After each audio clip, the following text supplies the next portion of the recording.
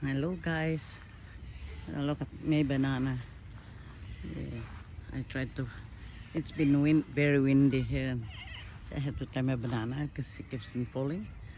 And, I hope that's going to bear some banana fruits soon, because this is my first banana here in Darwin that I planted, and it's a success. And look at this sweet potato, kamuti. Light ang mga kulay niya. Ganito ang ginagawa nila, itong parang decoration sa daanan or ground coverage, para hindi para maganda kasi tingnan pag puro ganyan. Ito yung banana ko. Tapos may star apple din ako.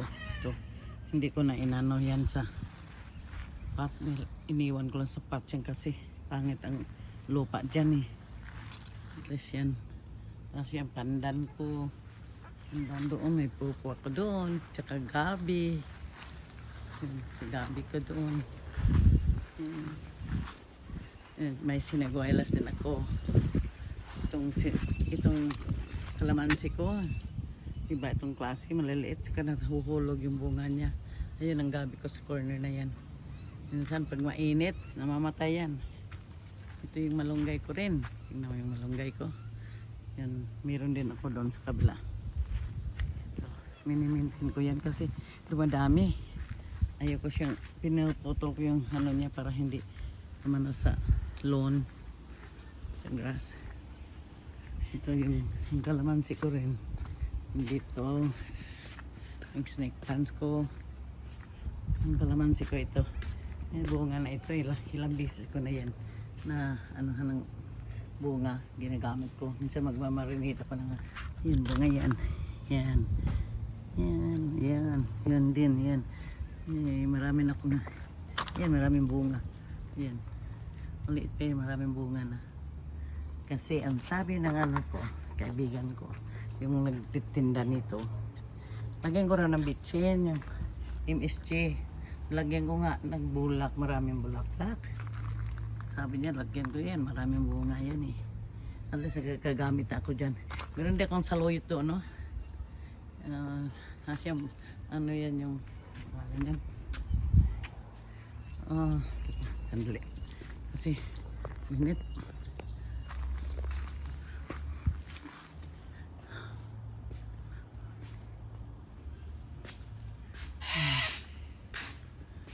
Umuulan pa rin.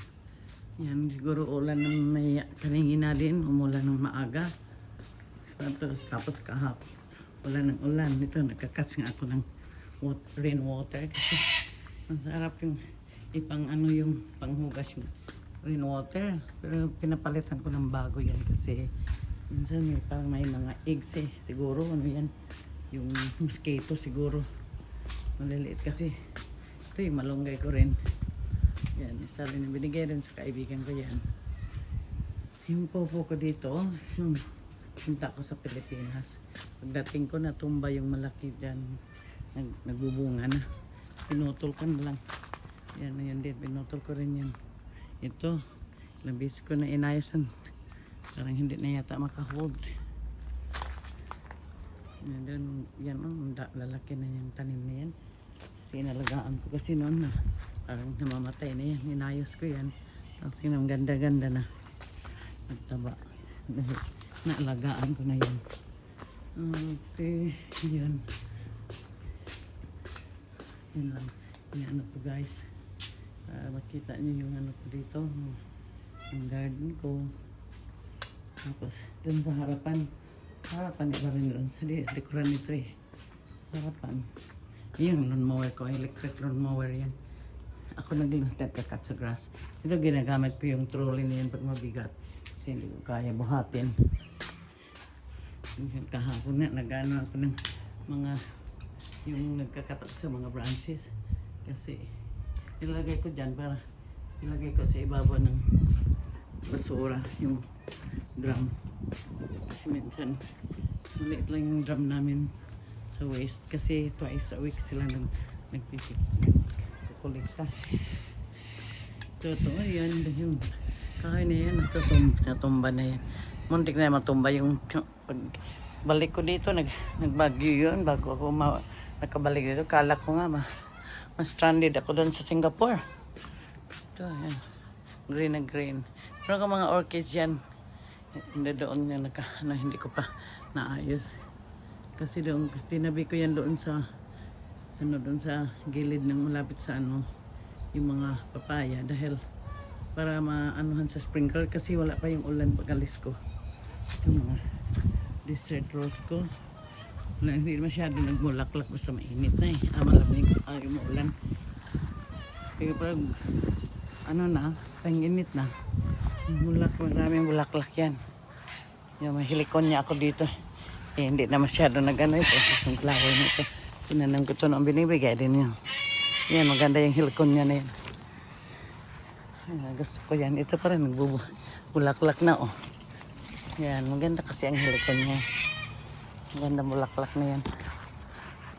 Yun pa rin helicon niya. Yan, ready. Parang na yun, ready to cut na yan. Yan, ang dami Parang matagal na kasi yan. Tagal mamamatay siya Yan, maliliit. Yung malaki. Pinotol ko na lang. Itong palm na ito, ang daming bunga Ang daming bunga. Pag nahulog yan, pag hindi ko pupulutin yan, nag-ano yan, tubo yan sa ground. Ang dami. Pinutulan nga namin dito. Ibang puno, in between dito. Kasi masyadong malapit sa isa't isa. Yan, pinutol yan. Pagdating ko dito, pinutulan isa in between. Kasi masyadong marami. Tsaka po, nahuhulog yung niya, yung mga dry palm niya, nagagaya niya mahuhulog yan.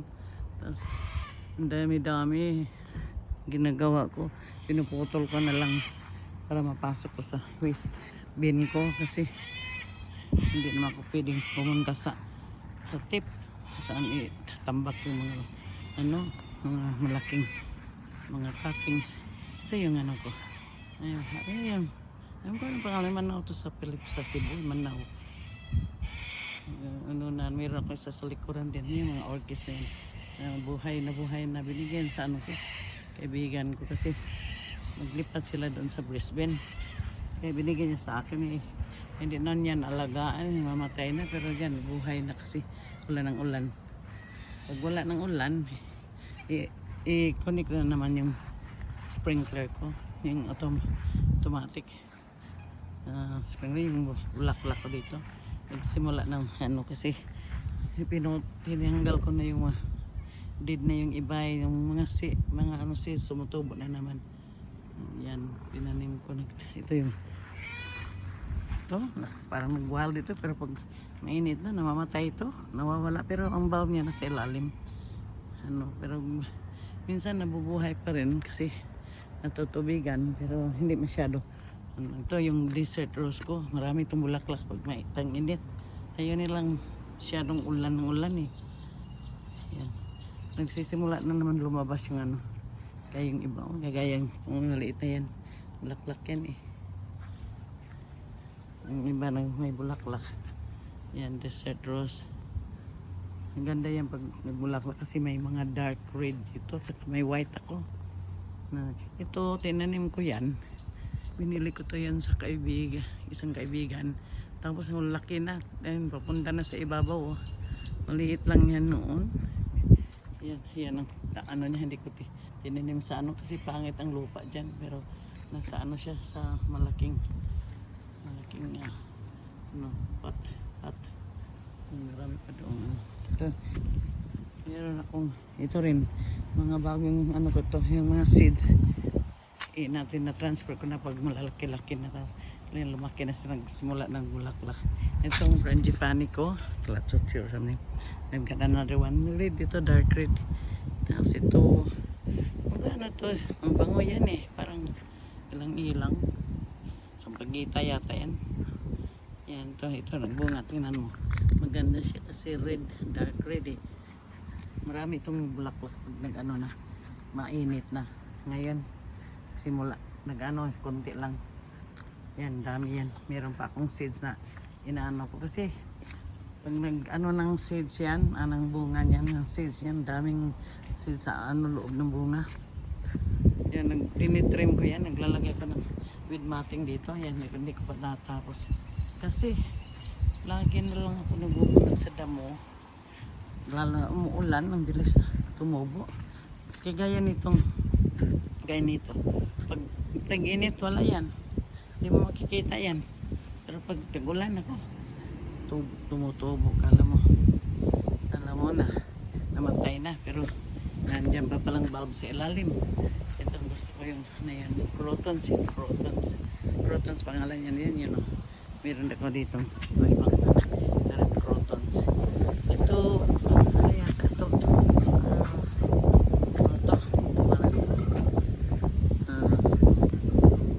kung siya naalala yan parang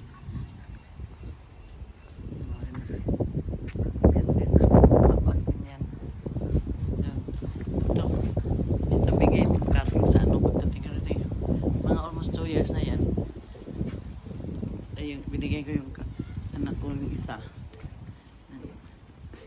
Binigay ko ito rin. Crotons yata pangalan nito. So, yun palang kanina, yung Exora pala yun. Exora pangalan niya. Yan, maliit pa siyang kalamansi pero marami yung bunga. Ilang bis na ako gumamit yan. Pag magmarinid ako. Yan, banana sana hindi na yun natumba kasi nakatali na yun. Nilagyan kong steak sa gilid din dito sa harapan sa likod. Kasi tutumba pag hindi matumba dito, doon tutumba yan. Kaya tinatalian ko both side para hindi matumba. Kasi ang lakas ng hangin minsan bigla na lang ano ang hangin eh. Ayun itong mga crotons ko. Crotons, ano ba yung pangalan sa San Francisco yata yun sa Cebu. Ito, ready ko na itong garden. Nilagay ko ng seeds yan dyan. Dyan ko na lang dyan ko lang pero pag tumubo na yan, ilalipat din kasi marami dyan. Flowers at saka desert rose na maganda ang kulay, double. Okay. That's all guys. Thank you for watching. Bye.